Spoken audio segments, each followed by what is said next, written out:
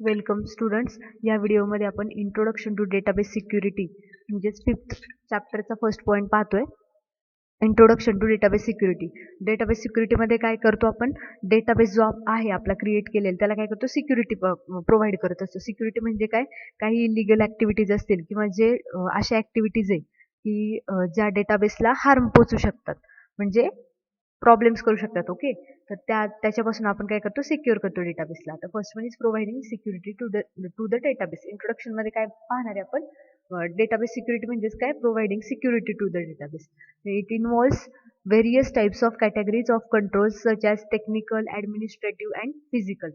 Okay, या database सिक्युरिटीच्या पॉईंट्समध्ये काय काय येणार तुमचं? टेक्निकली तुम्ही डेटाबेसला सेफ करण्यासाठी काही टेक्निक्स पाहणार आहे. ओके, नंतर ॲडमिनिस्ट्रेटिव्ह टेक्निक्स असतील किंवा फिजिकल टेक्निक्स असतील. ओके, तर आता नेक्स्ट पॉईंट आहे तुमचा data security requirements. Data security provide करण्याच्या रिक्वायरमेंट्स काय नीड आहे? Okay, unauthorized activity or misuse by authorized database users, database administrator or system managers or by unauthorized users or hackers. आता आपल्याला गरज काय ॲक्च्युली डेटा सिक्युरिटी, डेटाला secure करण्याची. Okay, तर काय काय हार्म पोचू शकतात?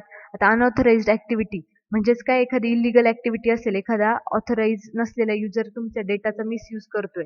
ओके, तर त्यावेळेस काय गरज? डेटा सिक्युअर करण्याची गरज आहे. नंतर ना एखादा ॲडमिनिस्ट्रेटिव्ह पर्सन असेल, म्हणजे ज्याच्याकडे सगळे राईट्स आहेत पण तो मिसयूज करतो डेटाचा. ओके, त्यावेळेस पण काय गरज तुम्हाला? डेटा सिक्युअर करण्याची. नंतर ना काही हॅकर्स असतील. ओके, तर ते काय करत असतात? हॅक करत असतात डेटा, तेव्हा तुम्हाला डेटा सिक्युरिटीची गरज असते. Overloads, performance constraints and capacity issues resulting in the inability of authorized users to use database of intended work. Okay, आता जर एखादा म्हणजे तुमच्या इथे काय येतं? फिजिकल म्हणजे डेटाबेसचा काही जे फिजिकल हे आले, इश्यूज आले. ओके, तर काय होणार आहे? तुमचा डेटाबेस वर्क व्हायला प्रॉब्लेम होणार आहे. ओके, म्हणजेच काय की परफॉर्मन्स जर तुमच्या सिस्टीमचा डाऊन असेल तर काय होणार? डेटा तुमचा ऑपरेट करायला हे जाणार आहे, डिफिकल्ट जाणार आहे अनऑथराइज्ड युजर्स. ओके, जर physical damage to database servers. Database सर्व्हरला जर तुमचा डेटा स्टोअर असेल आणि त्या सर्व्हरच्या पीसीला सपोज डॅमेज झाला काही फिजिकली, म्हणजे डिस्क क्रॅक झाली. ओके, तर काय होईल? फिजिकल डॅमेज, त्याला काय म्हणायचं? Physical damage. नंतर ना data corruption or loss caused by the entry of invalid data or commands, mistakes in database or system administration processes etc.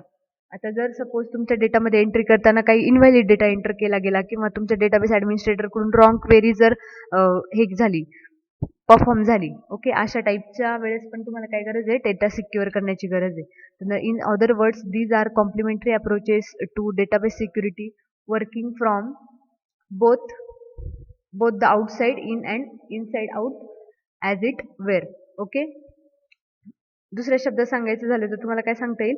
जेव्हा डेटा तुमच्या डेटाबेस पासून बाहेर जात असतो किंवा तुम्ही डेटा फ्रॉम डेटाबेस फेच करत असता, तेव्हा तुम्हाला कोणत्या टेक्निक्स यूज करावे लागतात?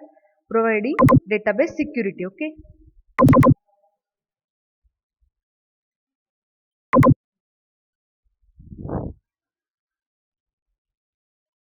Types of database users. आता टाइप्समध्ये डेटाबेस युजरचे तुम्ही users are divided on the basis of interaction of users to the database. तुमच्या युजर्सची डेटाबेसची कशा प्रकारे काय होते? इंटरॅक्शन होते, म्हणजे तो कशा प्रकारे डेटाबेसची कम्युनिकेट करतो त्या बेसिसवर तुमच्या युजर्स जे आहेत डेटाबेसचे ते किती 5 टाइप्समध्ये डिवाइड केलेले. First one application programmers, then sophisticated users, specialised users, stand alone users and native users. Okay, तर फर्स्ट वन ॲप्लिकेशन प्रोग्रामर्स. आता ॲप्लिकेशन प्रोग्रामर्स म्हणजेच काय की जे युजर्स ॲप्लिकेशन प्रोग्राम राईट करतात. ओके, डेटाबेसशी कम्युनिकेट करण्यासाठी जे ॲप्लिकेशन प्रोग्राम राईट करतात बाय युझिंग एखादी programming language. Okay, programming language use करून जे ॲप्लिकेशन प्रोग्राम्स राईट करतात फॉर कम्युनिकेटिंग विथ किंवा for रिट्रायव्हिंग the data from the database. Okay, जे ॲप्लिकेशन प्रोग्राम्स यूज करतात त्यांना आपण काय म्हणणार आहे? Application programmers. Those users are called as application programmers. Then sophisticated users, they are nothing but the database developers who write SQL queries to perform various operations on as select, insert, delete, update data. Okay, sophisticated users म्हणजे काय की तुम्ही डेटाबेसशी communicate करण्यासाठी किंवा त्याच्यावर operation perform करण्यासाठी जेव्हा तुम्ही एसक्यूएल स्टेटमेंट्स यूज करता, such as insert statement, select statement, then delete statement, update statement, हे जे स्टेटमेंट एसक्यूएल स्टेटमेंट यूज करता तेव्हा त्या युजर्सला कोणतं हे म्हणायचं, sophisticated user.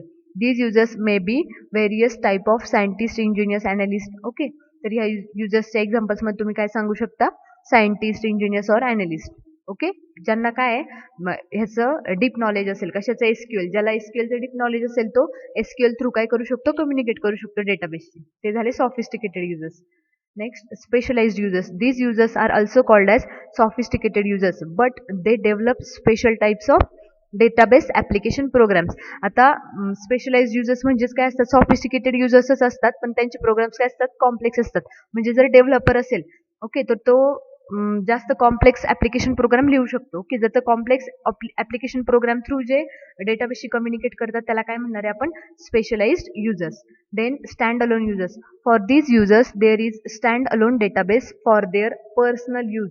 Such database has readymade database packages which contains menus and graphical interface. आता तुमच्या डेटाबेसचे काही हे असतात, रेडीमेड डेटाबेस पॅकेजेस असतात. ओके, म्हणजे त्याच्यात काय असतो, क्रिएट डेटाबेस करण्यासाठी किंवा डिलीट करण्यासाठी काय क्वेरीज नाही यूज करावे लागतात. डायरेक्ट काय असतं, ग्राफिकल युजर इंटरफेस. GUI म्हणजे काय, ग्राफिकल युजर इंटरफेस.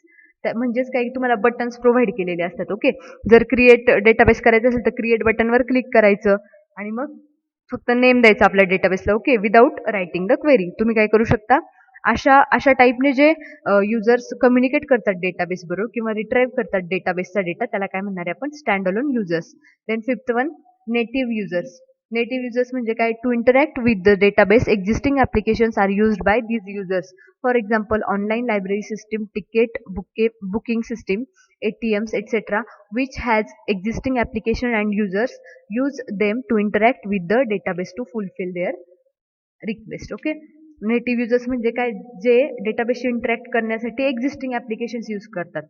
ओके, काही डेटाबेसचे एक्झिस्टिंग ॲप्लिकेशन्स असतील ते जर यूज करत असतील युजर्स तर त्याला कोणते युजर्स म्हणायचं, नेटिव्ह युजर्स. ओके, आता जे हे टाईप्स ऑफ युजर्स आहेत हे क्रिएट कसे करायचे, जेव्हा आपण एसक्यूएलचा सर्व्हर वगैरे यूज करतो तेव्हा तो कसे करायचे युजर्स क्रिएट. ओके, तर पॉईंट काय बघा, creating, altering and deleting users. First one काय आहे, create user. A new user account is created with the statement create user. जेव्हा तुम्हाला एखादा युजर क्रिएट करायचं आहे तेव्हा कोणतं स्टेटमेंट वापरणार तुम्ही, create user, user name.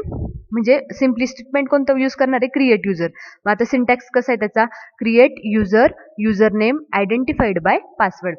Create user हे स्टेटमेंट लिहायचं, युजरचं जे नेम तुम्हाला अकाउंट क्रिएट करायचंय त्या ज्या नावाने ते नाव तिथे द्यायचं, आयडेंटिफाईड हा कीवर्ड लिहायचा आणि बाय पासवर्ड. पासवर्ड सपोज 1 2 3 4 5 द्यायचा असेल तर 1 2 3 4 5 और वॉट एव्हर काय असेल तो. एक्झाम्पल बघा, सविता नावाचं युजर क्रिएट करायचं आहे आणि त्या अकाउंटला मला पासवर्ड द्यायचा आहे 1 2 3 4 5. तर मी मग हे कशी लिहिणार, command create user Savita identified by 1 2 3 4 5. 1 2 3 4 5 हा काय झाला, सविता नावाच्या युजरचा पासवर्ड झाला. देन अल्टर कसं करायचं, altering the user. The password password and also other users account attributes may be changed with the alter user statement. Suppose जर तुम्हाला हे करायचं असेल, युजरचं जे अकाउंट आहे त्याचे ॲट्रिब्यूट्स चेंज करायचे असतील किंवा काही प्रॉपर्टी चेंज करायचे असतील किंवा त्या गिव्हन अकाउंटचा पासवर्ड चेंज करायचा असेल तर तुम्ही कोणती कमांड यूज करता, alter user. Okay, alter user. The user himself may use this command to change the password. Okay, स्वतः युजर काय करू शकतो, स्वतःच्या अकाउंटचा पासवर्ड चेंज करू शकतो बाय युझिंग अल्टर युजर. त्याचा सिंटॅक्स कसा आहे बघा, alter user, user name identified by password. Alter user नावाची कमांड, नंतर त्याचे युजर नेम इथे स्पेसिफाय करायचं, आयडेंटिफाईड बाय पासवर्ड. तिथे पासवर्ड मेन्शन करा. एक्झाम्पल बघा, alter user Savita identify by SP 1 2 3 4 5. जे इथं मी क्रिएट केला होता हा सविता नावाचा युजर, त्याचा काय केला मी, पासवर्ड चेंज केला, SP 1 2 3 4 5 केला bye using alter user command. Okay, नंतर ना थर्ड वन काय आहे, डिलीटिंग युजर. डिलीटिंग युजरमध्ये कसं डिलीट करायचं, सपोज आपल्याला एखादा user user account is deleted with a drop user statement, only database administrators are entitled to use this statement. Delete user कोणाला delete user जर डिलीट अकाउंट जर करायचं असेल एखाद्या युजरचं तर कोणतं हे वापरायचं ड्रॉप युजर ही कमांड यूज करायची आणि ड्रॉप युजर ही कमांड फक्त कोणाला अलाउड यूज करायला ॲडमिनिस्ट्रेटर. ओके, डेटाबेसचा जो ॲडमिनिस्ट्रेटर असेल तोच काय करू शकतो ही क्वेरी ही कमांड परफॉर्म करू शकतो. सिंटॅक्स बघा कसा आहे, ड्रॉप युजर युजर नेम आणि इथे स्क्वेअर ब्रॅकेटमध्ये कास्केड. आता हा कास्केड हे काय करतो, कास्केड जर असं तुम्ही मेन्शन केलं इथे तर तो काय करतो, ह्या युजरच्या अंडर जे काय म्हणजे ह्या युजरला राईट्स असाइन केले होते ज्या ऑब्जेक्ट्सचे. ओके, ऑब्जेक्ट्स म्हणजे काय, जे काय टेबल्स आहेत, डेटाबेसेस, टेबल्स, व्ह्यूज, ओके, ते जे असतील ते पण काय होतील, डिलीट होतील. राईट्स त्याचे काय होणार आहे, रिमूव्ह होणार आहेत किंवा त्याच्या स्वतःचे जे टेबल्स आणि व्ह्यूज वगैरे असतील ते काय होणार आहे, ऑटोमॅटिकली डिलीट होणार आहे. आता एक्झाम्पल बघा, drop user Savita cascade. Cascade caused all objects owned by the user to be deleted prior to the deletion of the user account. काय होणार आहे, कास्केड हा कीवर्ड यूज केल्यामुळे तुमचा युजर अकाउंट डिलीट होण्याच्या आधी ते सगळे जे काही ऑब्जेक्ट्स होते, टेबल्स, व्ह्यूज, डेटाबेसेस, ते काय होणार, डिलीट होणार आहे. नंतर तुमचं युजर अकाउंट काय होणार आहे, डिलीट होणार आहे. Okay, thank you. नेक्स्ट व्हिडिओमध्ये आपण प्रिव्हिलेजेस हा पॉईंट पाहणार आहोत.